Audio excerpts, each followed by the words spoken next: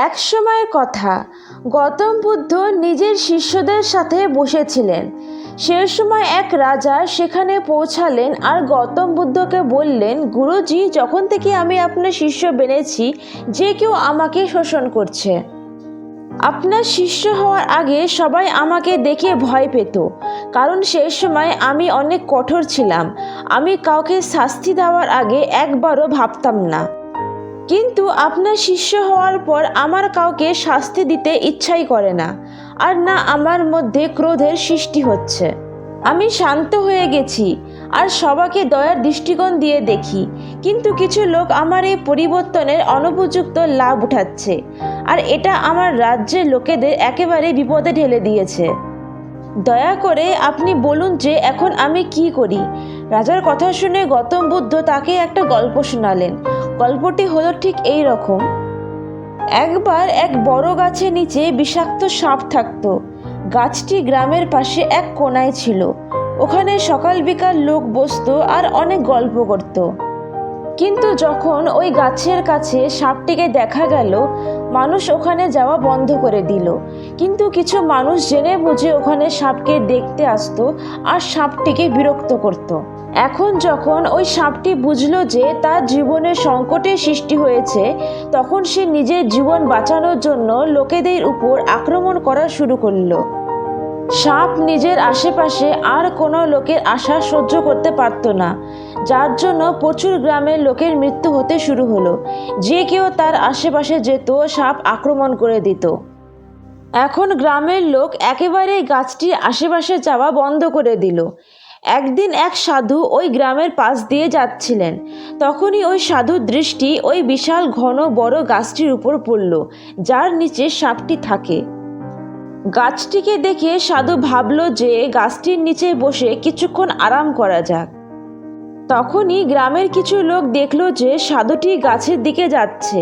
তখন তারা এসে সাধুটিকে বলল যে আপনি ওখানে যাবেন না, ওখানে একটা সাপ থাকে। কোনো মানুষকে গাছের আশেপাশে দেখলে সাপটি আক্রমণ করে দিবে। লোকেদের এই কথা শুনে সাধু একটু হাসলেন আর গাছটির দিকে চলে গেলেন। সাধু ওখানে বসতেই সাপটি সাধুর সামনে চলে আসলো। তখনই সাধু সাপের চোখের দিকে তাকিয়ে একটা মন্ত্র বললেন, আর চমৎকারী রূপে সাপ সাধুর সঙ্গে কথা বলতে লাগলো। এখন সাপ আর সাধু দুজনে একে অপরের ভাষা বুঝতে শুরু করলো। সাপ সাধুটিকে বলল, তুমি কি আমাকে দেখে ভয় পাচ্ছ না? তুমি কি জানো না এটা আমার জায়গা? এখানে কারোর আসার সাহস হয় না। সাধুটি করুণার স্বরে বলল, বন্ধু, এতে ভয় পাওয়ার কি আছে? আমি কিছু দেখে ভয় পাই না, কারণ যখন আমি বেঁচে থাকার লোভ রাখি না, তো মৃত্যুর ভয় কিসের? সাপ সাধুর কথা শুনে অবাক হয়ে গেল, কারণ সাপ এতদিন যতগুলি মানুষ দেখেছিল তারা হয় তাকে মারতে চাইতো, না হলে ভয়ে পালিয়ে যেত। কারণ সাপ এমন মানুষের সঙ্গে কখনো দেখা হয়েছিল না যে তাকে দেখে ভয় পেত না। সাপ সাধুটিকে দেখে এত প্রভাবিত হলো যে সাধুর চরণে পড়ে গেল আর বলল, হে প্রভু, আপনি একদম ঠিক কথা বলেছেন। আজ পর্যন্ত আমি যা কিছু করেছি নিজের জীবন বাঁচানোর জন্য, নিজের রাগের জন্য অনেক মানুষের প্রাণ নিয়ে ভুল কাজ করেছি। এরপর সাধুটি সাপকে বেশ কিছু কথা বুঝিয়ে ওখান থেকে চলে গেলেন। সাধুর কথাতে প্রভাবিত হয়ে সাপ নির্ণয় নিল যে আজ থেকে কাউকে কাটবে না। এরকম ভেবে সাপ নিজের রাগের মনোভাবকে ত্যাগ করল।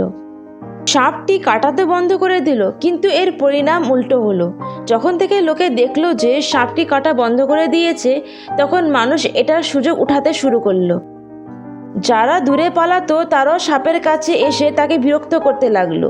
মানুষ সাপটির উপর পাথর ছুঁড়ে মারতে লাগলো, যার কারণে সাপ ক্ষতবিক্ষত অবস্থায় পরিণত হলো।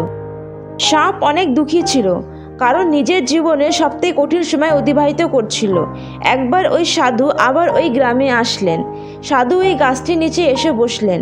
তখনই সাধুর দৃষ্টি ক্ষতবিক্ষত অবস্থায় সাপটির উপর পড়ল। সাধু তখন সাপটিকে বললেন, বন্ধু, তোমার এই অবস্থা কিভাবে হলো? তুমি এত ক্ষতবিক্ষত অবস্থায় কিভাবে পরিণত হলা? সাপটি বলল, যখন থেকে আপনি আমাকে রাগের স্বভাবকে ছাড়তে বলেছেন, তখন থেকে আমি নির্ণয় নিই যে আমি কাউকে আক্রমণ করব না। আমি ক্রোধ করা ছেড়ে দিয়ে শান্তিকে নিজের জীবনে জায়গা দিয়েছি। যার জন্য মানুষেরা আমাকে আক্রমণ করতে লাগলো। কেউ পাথর মারতো তো কেউ বাঁশ দিয়ে পিটাতো, এইভাবে মেরে চলে যেত। সাপের কথা শুনে সাধুটি বললেন, বন্ধু, আমি তোমাকে বলেছিলাম অকারণে কাউকে আক্রমণ করো না, কিন্তু আমি তোমাকে আত্মরক্ষার জন্য আক্রমণ করতে মানা করিনি। গল্পটি শোনানোর পর গৌতম বুদ্ধ রাজাকে বললেন, তুমিও আমার কথার অন্য মানে বের করেছ। অতিপূর্ণভাবে সাধুর মতো ব্যবহার করলে তোমাকে বিপদে ফেলতে পারে। তুমি শুধু ভিতরে এক ভালো সাধুর মতো থাকো, কিন্তু বাইরে রাজার মতো থাকো, যাতে দরকার পড়লে নিজের রাজ্যে রক্ষা করতে পারো। বন্ধুরা, এই গল্পটি থেকে আমরা এটাই শিক্ষা পেলাম যে সরল মনের হওয়া ভালো কথা, কিন্তু যদি কেউ তোমার সরল মনের অসৎ ব্যবহার করতে লাগে তো পরিস্থিতি অনুযায়ী পরিবর্তন হওয়া শিখো। অন্যকে বোঝাতে হবে যে সরল মনের অসৎ ব্যবহার যেন না করে। বন্ধুরা, ভিডিওটি ভালো লাগলে চ্যানেলটিকে অবশ্যই সাবস্ক্রাইব করো, লাইক আর শেয়ার করতে ভুলো না। ভিডিওটিকে শেষ পর্যন্ত দেখার জন্য অনেক অনেক ধন্যবাদ।